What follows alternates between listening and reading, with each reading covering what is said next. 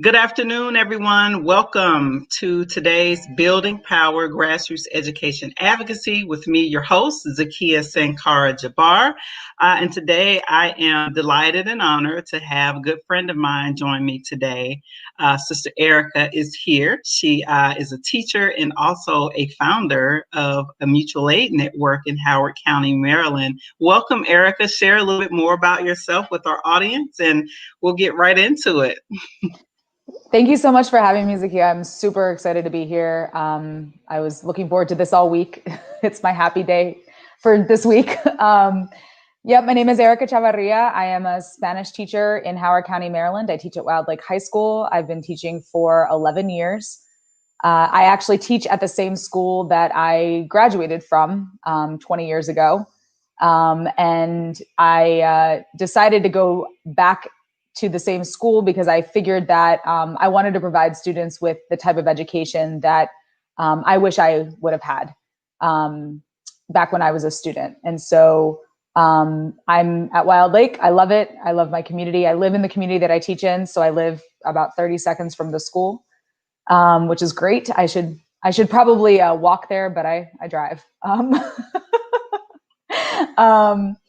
And I'm involved in a lot of education activism work outside of the school building, but I'm always thinking about how to organize and make sure that our students are receiving the best education possible. Oh, you are being so humble. You are doing all the things. You are certainly a shero educator to me because I've been knowing you, for a while now, and I know how much you really love your students. And I know how much you love your community. Mm-hmm. And I saw you spring into action after COVID, right? Like, you didn't just sit home. You saw first of all, you see the need every day when you were in-person school with your students. You directly connected to them and their families and the community that surrounds the school. So you knew, right, mm-hmm. when COVID hit, that there was going to be this huge need for families, and that sparked the idea for Columbia Community Care, right? Yeah, absolutely. Tell the audience all about what you've been up to, girl. Okay. So yes, I as a teacher, the top priority is to build relationships with my students. Yes. And I don't go into the classroom on day one expecting them to respect me because they don't know me. And I don't know what they've been through. I don't know what their experiences are. I don't know what they're bringing to school every day. And so I really focus on building relationships with my students, with my community, and with the parents. And so I was very aware, and because I live in the same community that I teach in, I'm very fortunate to live in the community that I teach in. I was very aware of the needs that already exist in my community because of the systemic racism and injustices that we already see and the inequities. And so I've been fighting, I've been in the fight for educational justice and racial justice for a long time now. And so, yes, I was very aware of the needs of our community, but I also knew that when COVID hit, many of my students were really scared, and they were voicing to me their concerns about how they were going to, if school lunch was still going to be provided, if, how they were going to, because for a while there, we know grocery stores were out of control. They were concerned about getting food, just basic necessities. A lot of their family members were being laid off. There was a lot of unemployment with already, struggling families, right? We also had a lot of families that are essential workers. And so they were, the kids were really scared about their parents or their guardians still going out to work. And a lot of them were left at home during the day. And so there was a lot of need. And so all I did really was post a post on Facebook and just said, hey, would anyone be interested in doing a donation collection for some families around the Wild Lake area?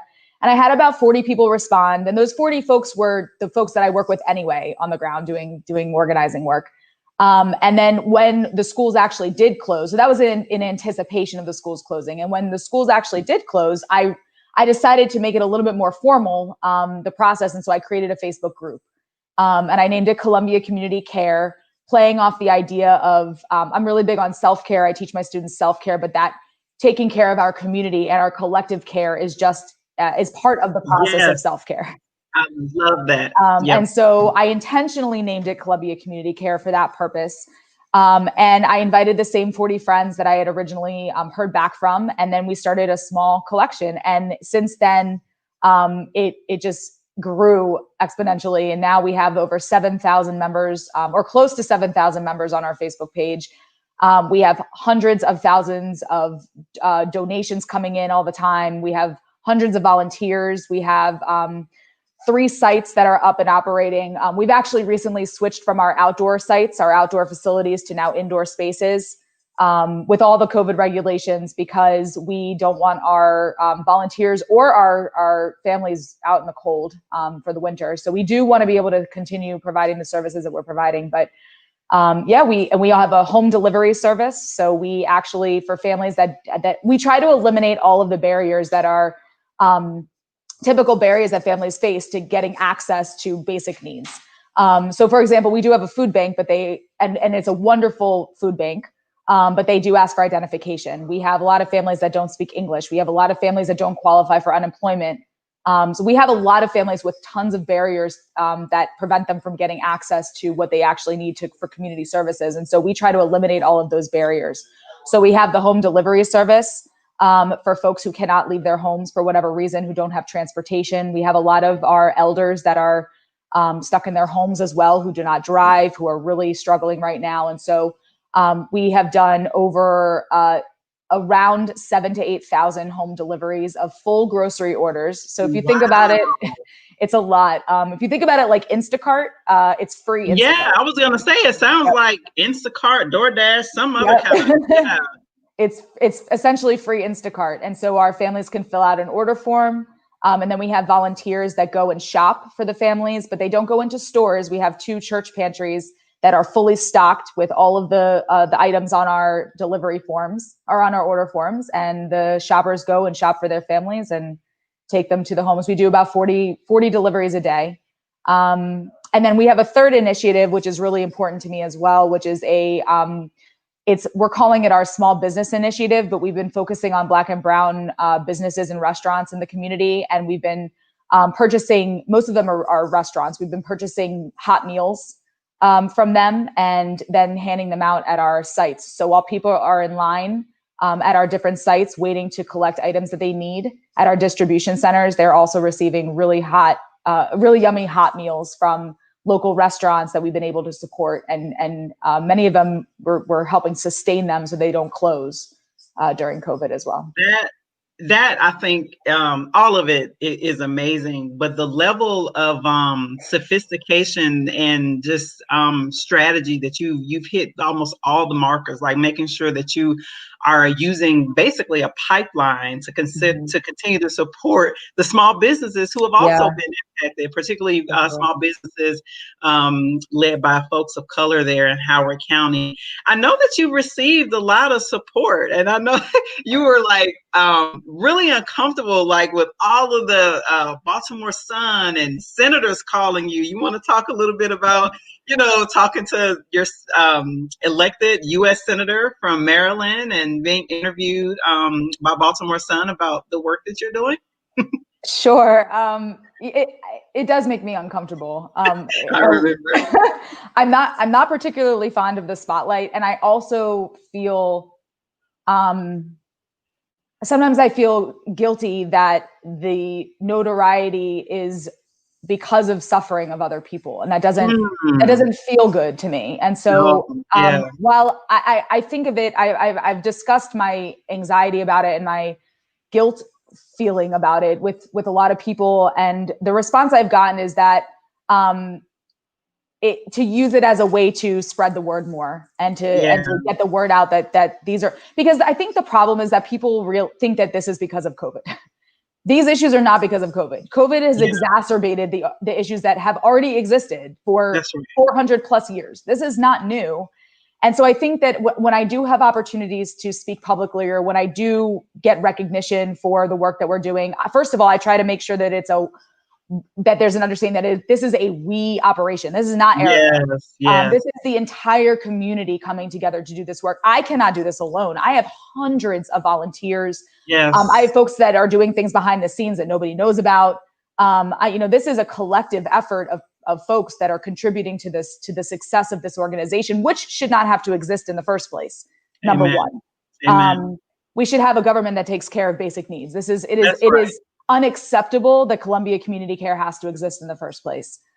And so I guess when I talk about, when I have the spotlight for a few minutes, or, when I am able to speak about what I'm doing publicly, I make sure to push the point that these are the systemic injustices that we need to be fighting against on a daily basis. And that these problems that we're seeing with starvation, with unemployment, with all these inequalities and inequities are systemic problems, and we need to change the system.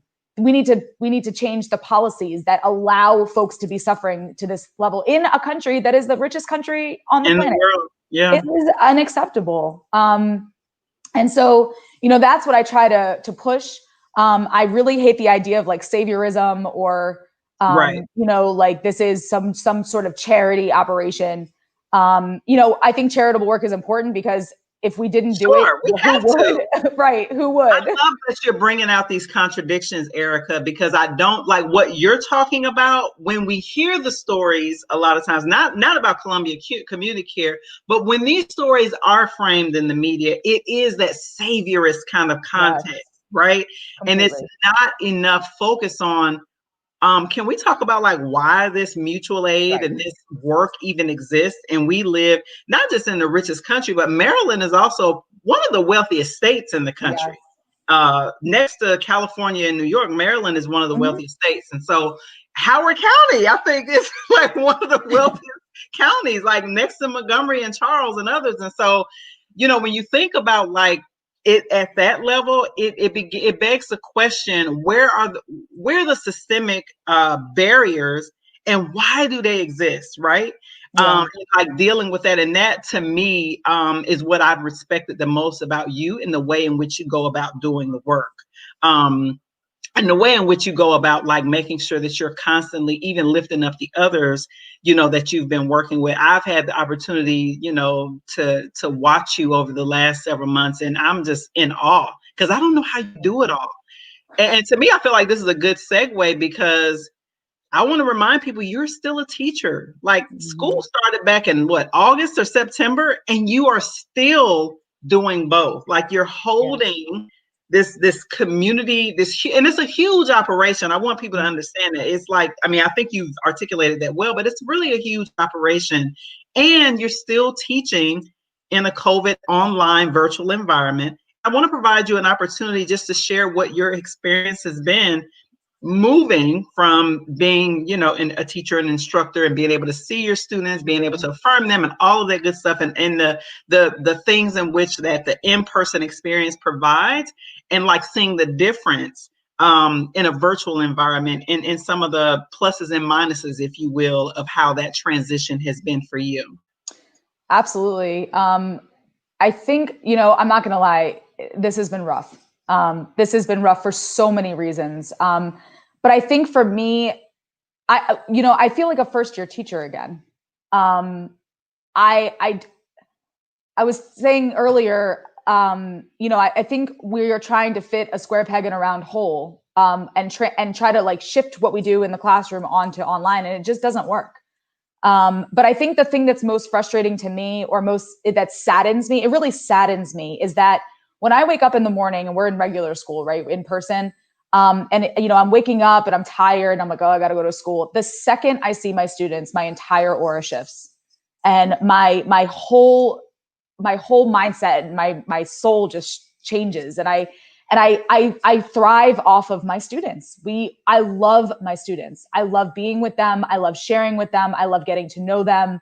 And a lot of what I do, again, is I can tell. I stand at the door and wait for them to come in, and I can tell, what's going on with the students while they're coming in. And so I have the opportunity in class, to get the students working on whatever it is that they're doing, and then I can call students over and say, hey, I can read my students as they're walking in and know and tell if something's off, or tell if there's something to celebrate, or if a student's in a good mood, like have that joking atmosphere. And I can't do that online. And that is, a lot of a lot of teachers that are going into the profession, if I'm leading a group on, aspiring educators, or we're talking to new teachers, and I say, why do you want to be a teacher? Why did you go into this profession? And if they say something like, I really love math, then I say, you should probably be a mathematician and go do that, because that is not teaching. Content is just a tiny part of what you're doing as an educator. It's about, you're teaching a whole child and a whole human being, a whole young person, and everything that comes along with that person. And so the hardest part is not being able to have that one-on-one interaction with my students, not being able to feel their vibe as soon as they come in, and identify if I need to give special individual attention to a certain student, or, if their head is down, if something's not going well, or if something's going wonderful, and to have those interactions. And I've tried the best I can online to build relationships. I spent a lot of time in the beginning of the year doing that. Attempting to build online relationships, and we're getting there, but it's that part to me is the saddest part, and the part that's the most frustrating, because you can't do that through a computer screen. It's not even the content that really bothers me. That is also frustrating, because I teach a language. It's listening, speaking, reading, and writing. It's interactive. My kids are always in groups doing skits and doing role plays and figuring out, how they would go about saying certain things in a certain country. And I put a huge focus on anti-racist teaching as well. So everything that we do has an anti-racist lens always.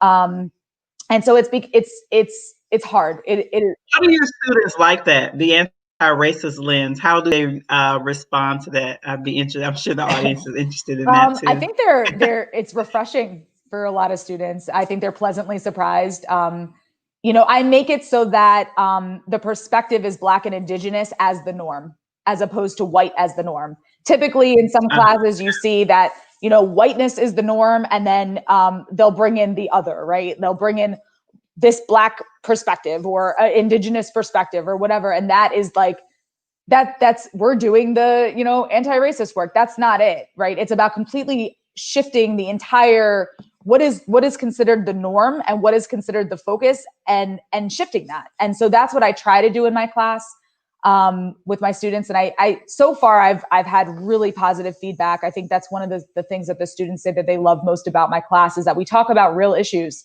I teach 99% Black students. And so we talk about real things that are happening, their real experiences. And we connect it to the curriculum however we need to. For example, I'm teaching a unit right now on shopping. And so part of what we've done is we've been researching Black-owned businesses in Howard County, and they had to do a dialogue where they're actually pretending that they're in that business or in that store, and they're all of the vocabulary and grammar that they've learned on how to shop, they've integrated into if they were in this particular Black-owned business. And so we are learning about Black-owned businesses in the community while we're also doing the vocabulary and grammar. And so, the students, I get a lot of good feedback from the students. I also want them to take the lead on what they want to learn, and what they want to talk about. And, we're living in a racist world. And we've seen the absolute atrocities, unarmed Black men and women being shot by police and killed. And the students want to talk about it. You can't not talk about the things that they see around them and that they are experiencing. And so, I provide space for that. And I think that it's appreciated.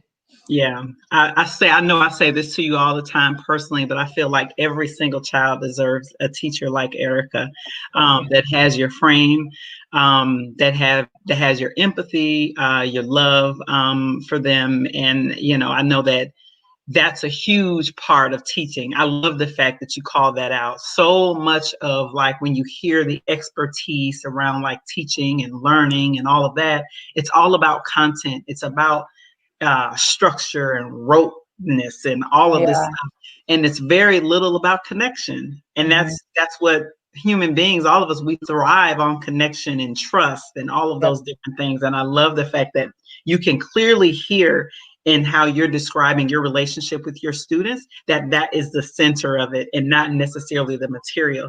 And I'm almost sure that your students probably do very well in your class, even as opposed to maybe they do well in other classes. And I'm saying that from a parent perspective, because I have seen my own child, my son will do really well, in a couple of particular classes, and then I'll look at his other classes and I'm like, what is happening? And almost always the difference is his relationship with the teacher. Absolutely. Almost always. And I'm not making it up. That's real. Like Yep. I found that when he feels like he has a great relationship with the teacher, he goes above and beyond to do well. Mhm. So that is clearly something that's important. For One of sure. the things I wanted to also talk about, I guess, a little bit more with you, since, the data is coming out about what's happening with young people and virtual learning. I live in Montgomery County, which is just a rock's throw away from you. Yep. Alexandria City Schools. So some districts in the DMV area and also nationally have released their data about how well students are doing. Now, they're not talking about like well-being and mental wellness and all that. They're looking simply at the grades. And Alexandria, which is in Northern Virginia, for people who don't know, I think they said Fs were like 83%. And this was for like students who had been like A or B students before. And here, even in Montgomery County, most of our ninth graders are failing. Most of the students are failing. And I'm wondering, from your perspective as an educator, what are your thoughts about that? And what are some of your thoughts in terms of a remedy from your perspective, who's been an educator for years? What do you think we can be doing? And I'm not saying like to support students to keep learning, whatever your vision is, like creative, like what should we be doing in this moment, seeing now that some of the data is showing that our kids are not responding well. And I believe it has everything to do with their mental well-being as well, but they're For just sure. not responding well to this online environment.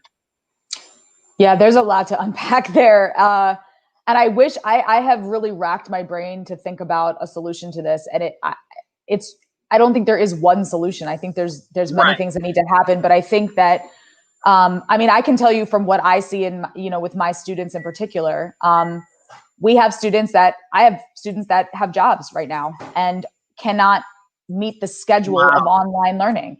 Wow. And they have to have their jobs because otherwise their families will not survive. Right. We have students that are still stuck in this, what they're calling the digital divide, right? Like they do not have access to functioning Wi-Fi. Maybe they do have a Wi-Fi account, but it's not working. Or they don't have they've received Chromebooks, but the Chromebooks are not working. And I think a lot of the problem as well is the mental piece, the emotional well-being. We just actually did a survey at my school, and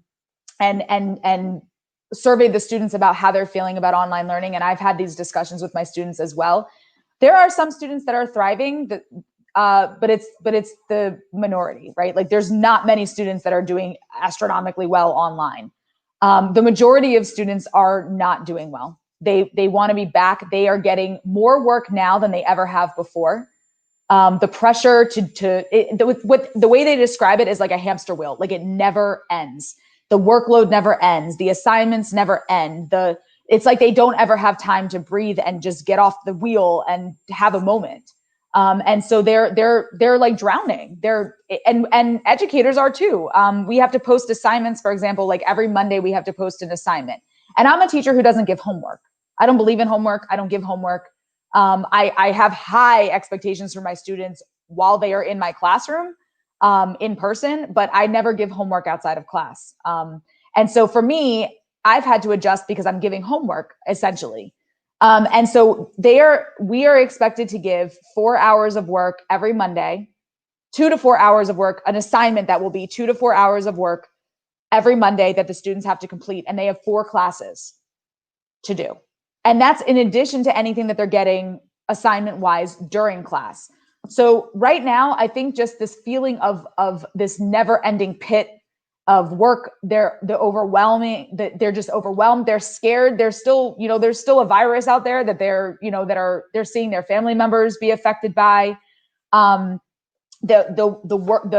basic survival needs are not being met. And so how can you concentrate on online learning if you're hungry? I have a lot of students that have younger siblings, and they're responsible for helping their younger siblings also get through their classes, including My own stepson is trying to do his online work, and he's also trying to help his younger siblings out. His mom is amazing, and she is working a full-time job to make sure that she can continue feeding the family. And so, there's a lot of pressure on our students right now to do well. And we were never ready for this. We don't know how to effectively teach online. We just don't. No matter how many trainings we get, or how many programs they throw at us, or how many, PDs we have. I went to school to learn how to be a teacher in a classroom, not to be a teacher online. And we are just not thinking creatively enough. I don't even believe that we should be giving grades right now. What are we grading? Like, what is the point of a grade at this point? I refuse to fail a student because they can't get online. How are we doing this? And then how are we policing kids at home? We've already seen story after story of, there was a girl who didn't do her homework, and it was considered a violation of her probation, and they put her in detention. They locked her up. Yep. In Michigan. Yeah. It's just unacceptable. Just the amount of stress, we should not be giving students grades right now. And we should be really thinking, I think the most important thing that we should be focusing on in terms of education policy and moving forward is realizing that these inequities that we see, again, were already there before COVID, that were never addressed. Particularly our Black and brown students were not being served in in-person school to begin with, and are certainly not being served in online school. And so, we need to take a step back, think creatively, and think about, how are we going to allow what we're seeing right now and the effects of right now affect a student's trajectory for the rest of their lives at this point? I think that is the part to me that has to be unacceptable in this moment, because certainly, on the part of, and don't get me wrong, everybody has been impacted by this, even the people who are in the high positions in our school districts, our superintendents, assistant superintendents, all the people who are the decision makers, right? Like everybody has been impacted by this. And you're right. Like a lot of us, we just wasn't prepared for this on this kind of scale. Like, online, like schooling has happened in pockets all over the place, but on this kind of scale, right? People just were not prepared. And I've heard a few arguments. There's several people. I'm a part of a group also on Facebook. It's a group of parents in Montgomery County and educators in Montgomery County. And several people are like, why don't we just scrap this here? Why did we try to have school? Like, why are we trying to force? Because you're right. Like all the things that you brought up, it's like, we still have parents who are working. And I brought this up at the beginning. Like, what are y'all doing? Are y'all going to bring parents up on truancy? It's almost like a decision has been made. Well, we're going to offer this service, and no matter how many kids fail or can't get on or stuff doesn't work, we just going to roll with it. And that's the part that I think that's just not acceptable. Like, by this being like the only option, at least in our geographical area. I realize that in places in the South, I believe Georgia and Alabama, certainly Mississippi, schools have gone back for the most part, or they're on some kind of hybrid plan. And I'm not sure. I have a cousin who lives in Georgia, and their children are in school, and they have to wear the mask and all that. But I haven't heard of like any horrible outbreak or anything like that has happened in a school. So there's also, we want to talk about this. There's also a group of parents, powerful parents, particularly in California, and these are Black parents. There's a group called a group out of LA of Latino and Black parents who have sued the state of California around COVID learning and the fact that young people are not getting what they need and equity issues and things like that. So there's so much that's happening across the spectrum where people are saying we want to get back, but we want to get back safely. And we're going through that in Montgomery County too. And then there are people who's like, no, we just need to just chill. Like this should not be counting against students. We need to try to come back. When the vaccine or whatever, when everything is done, we'll get back, and then we'll take the time that we need to get the children back up to speed. And I like that idea. I just don't know that I trust the get back up to speed part. Yeah. I mean, I think it depends on I agree with you. I go back and forth too, because I feel like, this is really, it's hard. It is. It's hard because I also feel like we should scrap the year. Yeah. But then because I don't feel like online learning is serving students. My However, son hates it. I'm gonna be honest with yeah, you. I'm one of those parents that I'm like, yeah, because at I this, see how it impacts my child. right. And I see how it impacts my students every day. They are exhausted. They are Exhausted. overwhelmed. They are hurting. They're hurting. They are not well. They're scared. They are scared that, but then the other side of the coin of this is, and that's why I say that we need to really be focusing on what are we going to do moving forward? Are we going to, how are we going to be determining, college acceptances, who gets Right. scholarships, opportunities moving forward for students.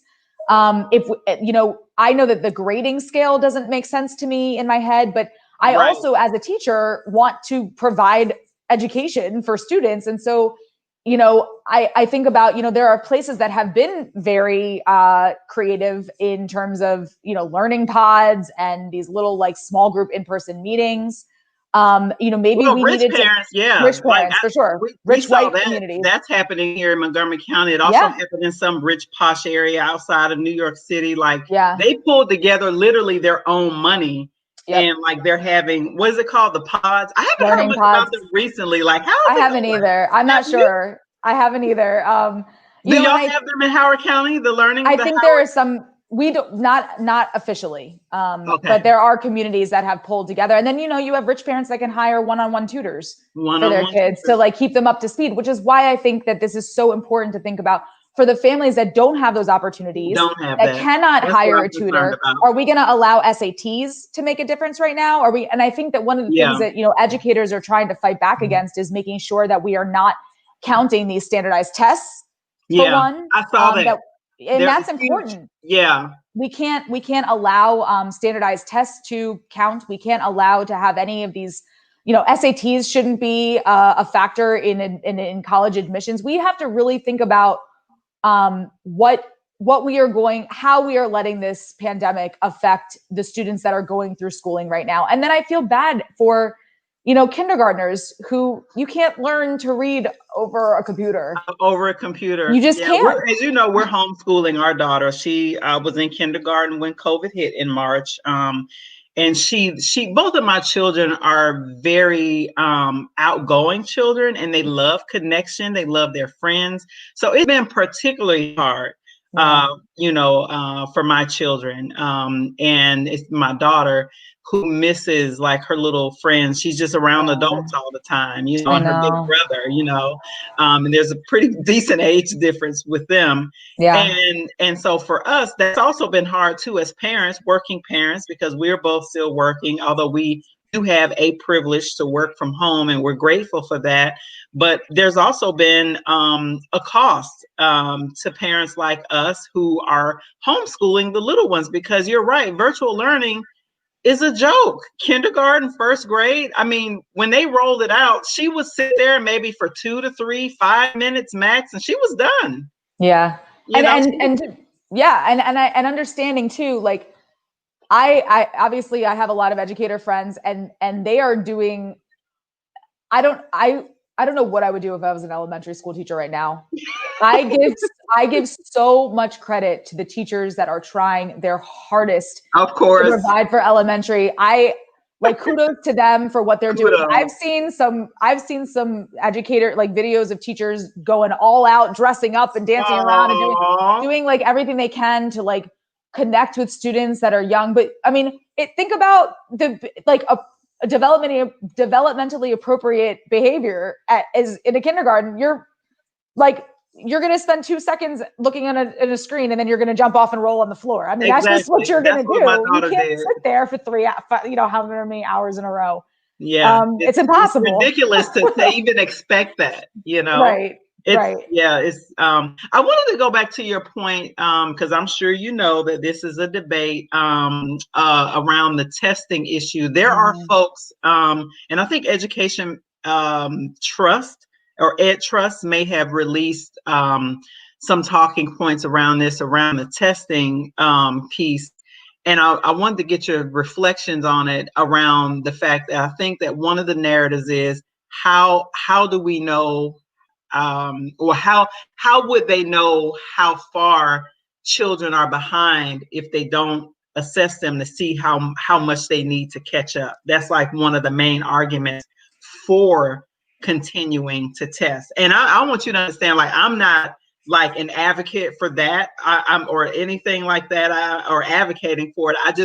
I do think that it's an argument that if we're talking about like trying to figure out where kids are, it makes sense, I guess. I'm not an educator. That's why I'm asking you. You're a teacher. Sure.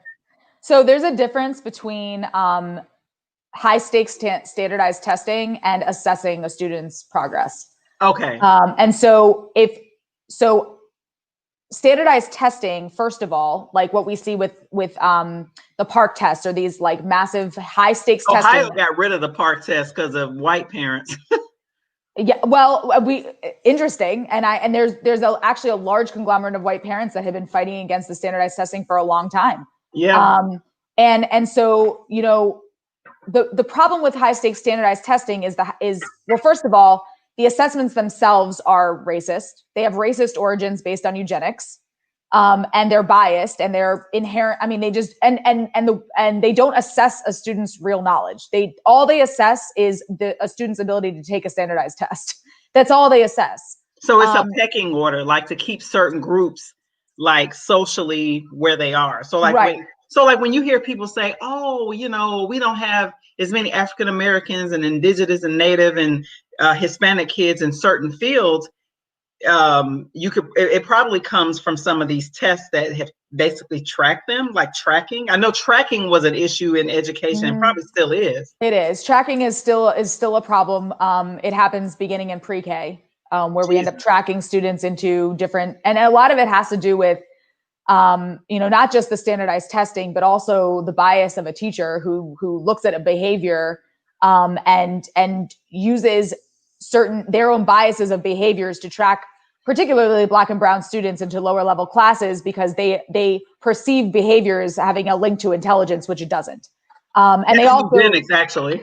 Yeah, exactly. Yeah. And, you know, white students that are young acting a certain behavior, it's like, oh, that's just a boy being a boy. But if it's a Black student, they're aggressive, or they're, you know, whatever. Inherently bad. Right. And so then they get tracked into lower level classes. But bringing it back to the standardized test, we know that they don't assess the real intelligence of a student, or really anything that they've learned.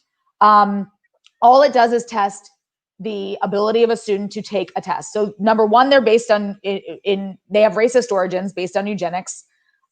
Two, they're not accurate assessments of a student's ability or knowledge. And three, we put this high stakes label on them so that if the student doesn't pass the test, they don't graduate, right? Like the PARCC test is a graduation indicator in many circumstances. And it started with Common Core, which was pushed under the Obama administration, actually. So Common Core, in order for a student to, in order for a state to accept federal funds, they had to accept Common Core, which was also linked to a standardized test. So if you accepted Common Core standards, then you also accepted the test that went along with it. If you didn't take Common Core, then you didn't get the federal funding. And so many states took Common Core, accepted Common Core, and accepted the test that goes with it. So I believe there's nothing wrong with assessing a student's, with having assessments of a student's progress, right? With having an educator assess a student to see where their gaps are, what they need to do. But those assessments should not be the standardized assessments that we see that are high stakes, and we should be trusting educators who are quality educators to. I like how you put that addendum on there. I'm about to say, you know, I was gonna give you a side eye. I know.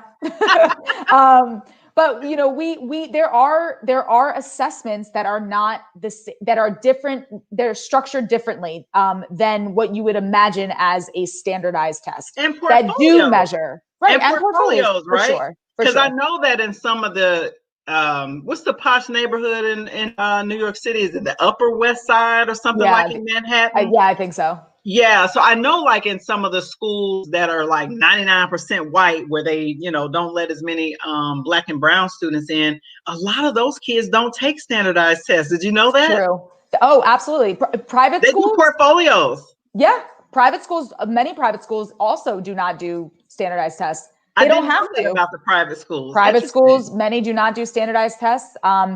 Even many, private charter schools, and I'm not talking about, Afrocentric schools. I'm talking about like the big name charter, like the Yeah, the KIPP big box. charters, right? No, the The big big box. Yeah. massive corporate takeover charters. They, a lot of those charter schools also don't have standardized tests because they don't have to. If they're private charters, because they don't have to, they're not held to, they don't have to meet the same requirements as public schools. And so I was part of an opt-out movement back in the day. I was too in Ohio. Yeah, I mean, I was yeah, like tangentially because it was really a white group and I didn't feel fully, like invested because I'm like, y'all talking about this, but there's other issues that I care about that doesn't come up here. But no, yeah, I was like tangentially involved because, you know, when all of this stuff was coming out and like some of the things around like Common Core, and like literally I experienced it. I was looking at some of the questions and it was nothing like how we learned. There were right. so many parents who had kids in elementary school in like second and third grade. It was like, I can't help my son with their homework because I don't even, Right. what is this? They're like, I don't even know how to do this. Yeah. I mean, when you have non-educators creating education policy and education assessments, that's what happens. Yeah. That's obviously it's ridiculous. I've seen some of those tests and I couldn't do them either. I was like, good luck, Yeah. y'all. I don't know. Like, And I I can't had, do this. we had to Like, does that monitor. mean I'm stupid Oh too? my Because I'm gosh. like, I don't know. Right. And I remember the days, we have to monitor or proctor these tests sometimes, right? And it is torture to watch the students being tortured with these tests and then having to sit there watching it and having to see them going through it. It's terrible. And again, all for what? It doesn't assess a student's real ability. I don't give tests at all in my class. I do zero testing. I do project-based assessments, performance assessments, I where like the that. students can show me what they know as opposed to, showing me what they don't know on a test. I don't care what they don't know. I want to see what they do know. And so I give them the creative space to do projects, do dialogues, to do I presentations where love they can that. actually show me what they do know how Where to they do. can use their creative juices Right, and it's not about rote memorization right, and like, oh, do you remember this? It's like they're right. literally, to me, it sounds like what you let your students do is actually engage in critical thinking. Mm-hmm. And like I say this all the time because of course I went through the K through 12 system. I spent most of my time in school. I spent most of my time in school in the rural South in Alabama. And from my perspective, I had a good experience because I had connection with a lot of the teachers. Mm-hmm. But from a standardized test perspective, I can tell you, like, I never did well on those, right? I Some didn't people are either. just not like good test takers. And Right, to me, it doesn't say anything about my intelligence, right, obviously, right. right? Um, Clearly. and I love the fact that I went through K through 12 and it didn't like stomp out my critical thinking because I feel like that's what happens a lot. Yep. Unfortunately, in the K through 12 system, it's about like rote memorization and whether you can, whether you're good enough according to someone else's standards, so to Right. speak, and And not necessarily. yeah, Yeah, go ahead. Yeah, absolutely. No, I didn't. I was terrible at standardized tests. me Awful. too. Never did Um, well. and I feel like because it just, first of all, I couldn't sit that long. Right. Right. I mean, even just that part of it, but even when I was going through school, I was in school. Well, we were in school when it just started shifting from, because people say all the time, well, I remember taking standardized tests when I was, in school, but we started the era where it started shifting from standardized tests to high stakes, where the teacher was evaluated based on and that's the other problem, is that teacher evaluations are based on the success rate of the testing. Yeah, that was Bush's And No that's Child Left Behind, right? yes, And that Yeah, is a we were huge out of school when problem. it came. Yeah. Right. But the shift started when we were going through high school, where they started moving towards the direction of having these standardized tests be high stakes, where the student's graduation required on it was dependent on it. The student, how they were tracked was dependent on it. But, and again, how teachers are evaluated based on whether their students pass the test or not, which then puts pressure on the teacher to teach to a test. So they are then discouraged or fear teaching outside the box, right? Because they want to make sure that their students pass this test. And so how do they do that? They teach to the test because they're terrified that their students aren't going to Which pass. teachers were punished the most? Black teachers. Yeah, we see that happen in Atlanta. Yes, Wasn't I read that terrible? the book. Yes. I actually met the teachers that wrote that book at a conference last summer and bought the book. Yeah. That terrible story. Terrible. And mind you, like there were other educators and other teachers who were doing similar things, but they weren't prosecuted to the fullest extent of the law. Nope.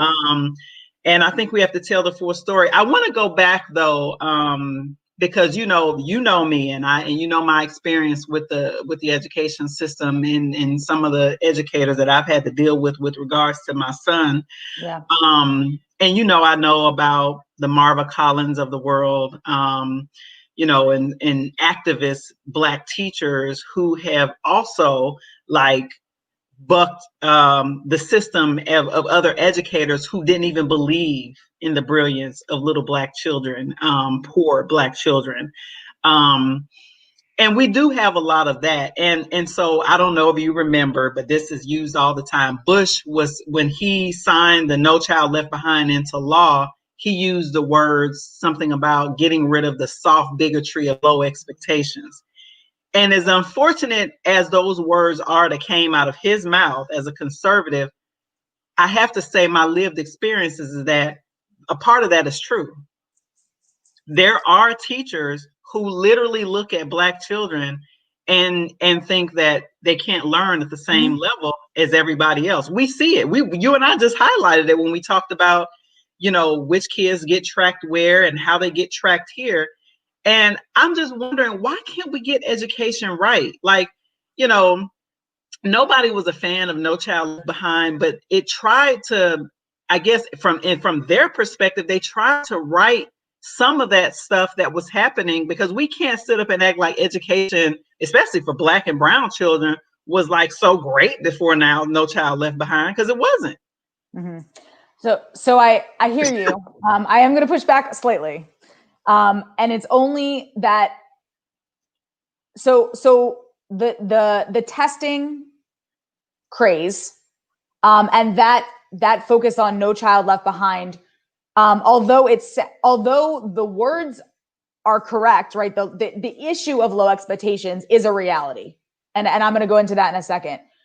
Except the intent and the reasoning behind that by that administration was about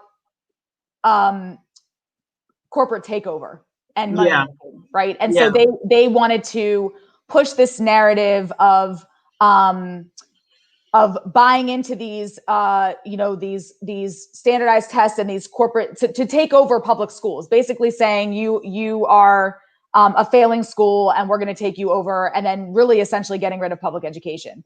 It was one of the stepping stones to the corporate takeover movement, which is so the idea of low expectations, we know is a problem, and for your lived experience, 100%.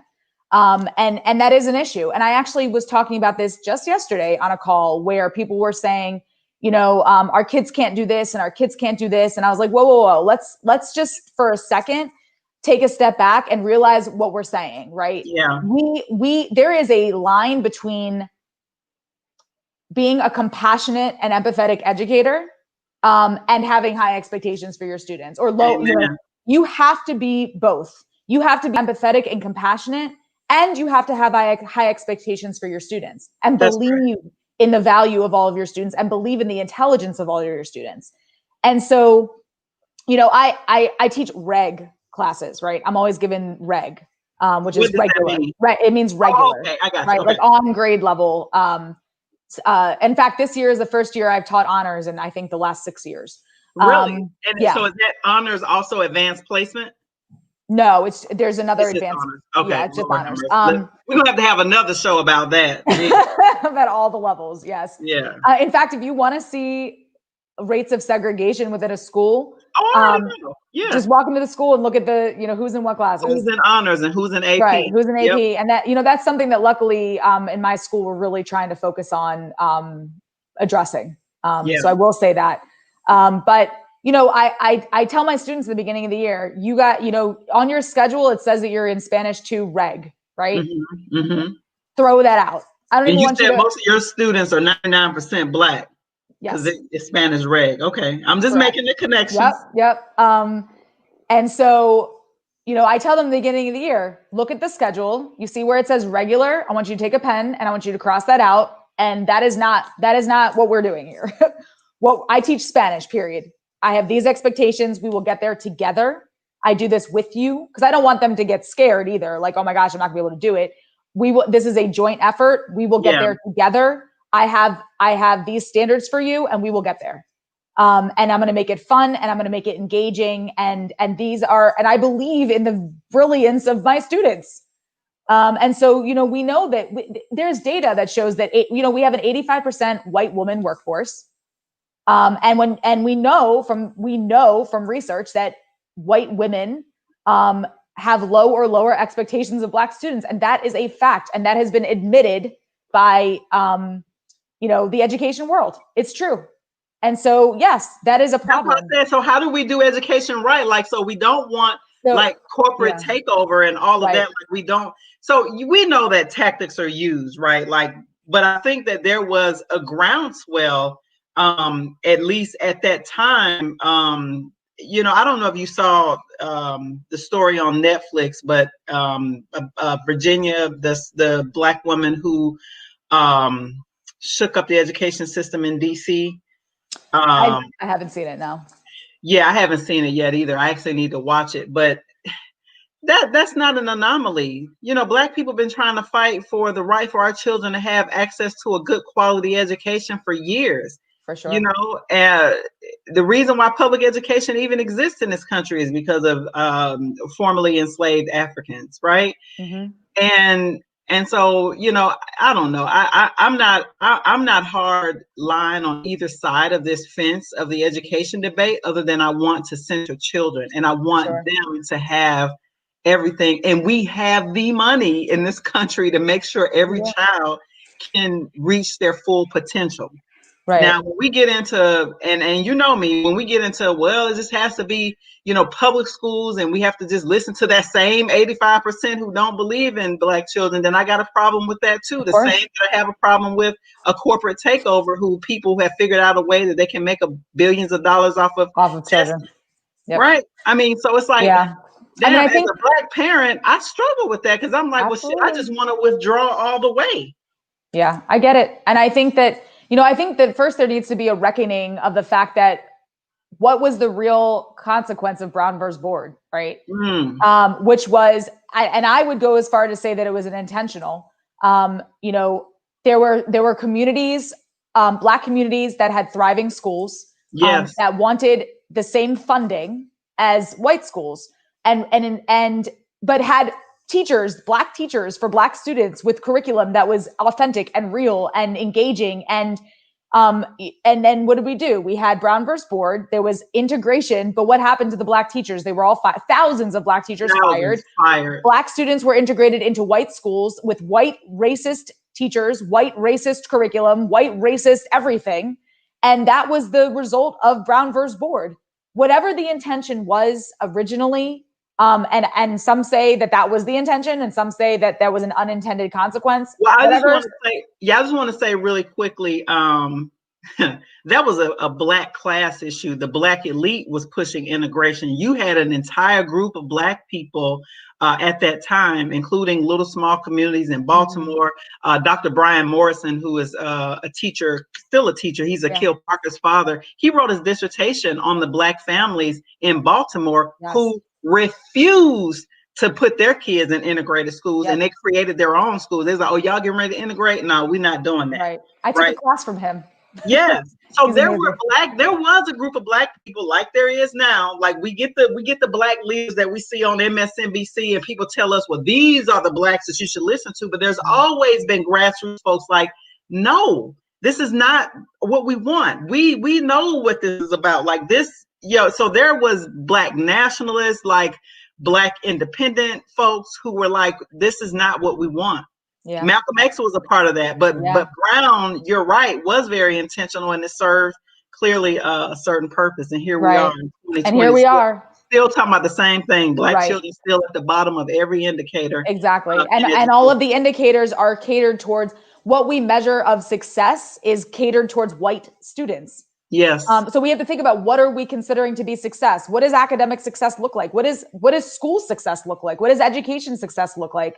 Right. And realize that and then we have the school to prison pipeline and the disparities in discipline, and police in schools that are arresting children and giving them criminal records at children to all kids. And so when we think about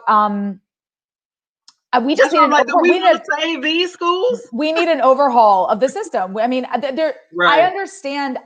Look, as an educator in a public school, clearly, I hope that we can change it from the inside out. Right. I hope that is the case. That is why I'm part of the Black Lives Matter at School movement. Yes. That's why I do what I do in my classrooms. I'm hopeful. You're also a board member on Racial Justice Now. I am also a board member on Racial Justice Now, proudly so. But I think that, I also understand when Black families pull their students out of school and say, you're not only are you not serving my kid, but you're also harming my child, and I'm going to take my student out. I get it. I understand it. And so one of the things I think first we need a reckoning of what has happened since Brown versus Board, right? The situation that we are in. And we need, a lot of the problem too, is that our pre-service, first of all, we have no pathways there are not enough incentives and pathways for Black teachers, right? And for Black folks to get into the education profession in the first place. And that's not something that districts are focusing on. They are starting to now, but there needs to be an additional focus on that, hiring more Black teachers. But everything in pre-service work for teachers, I went through my entire master's in teaching program and had not a single course on racism in education.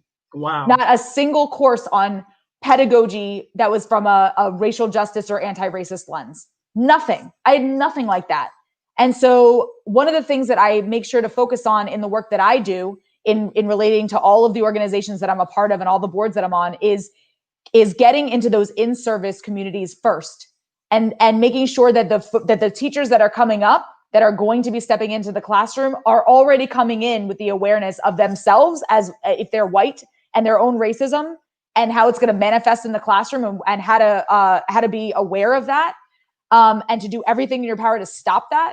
And then also, looking at pedagogy and how we're teaching and what we're teaching, and doing a complete decolonization and overhaul of our education. We need to decolonize education, period. And there are some really phenomenal educators out there that are trying their hardest to make that happen. But at the same time, sometimes I think, it's hopeless, and sometimes I'm inspired, and sometimes I'm rejuvenated, and sometimes I give up, and it's a back and forth. It's a back and forth. But I get it. I get where you're coming from. I understand it. I don't blame any parent who feels that they need to take their child out. I just don't. And as a parent, I will always do what's best for my kid, no matter in whatever decision that may be.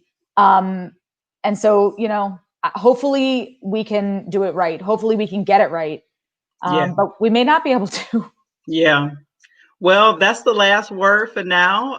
We are at time. This has been great. And I feel like we touched on so many different things that we, could certainly go deeper on, especially around Brown, especially around, like, we didn't even talk about the praxis test, the teacher test, that disproportionate, kind of like the police test. There's all these tests that like keep Black teachers out of the pipeline. Some of these state rules, like in Minnesota, who won't accept a teacher's license out from certain states. And there are states that are normally in the Southeast, which has a higher percentage of African Americans who it's nuts There's a Yep. lot of different things like barriers to actually having, Black teachers. And so there's just a number of different things that I feel like we could go deeper on, but I would love to have you back at some point. Love to come back. This has been great. Thank you, Erika, Thank for you. everything that you do. Thank you for being an amazing teacher.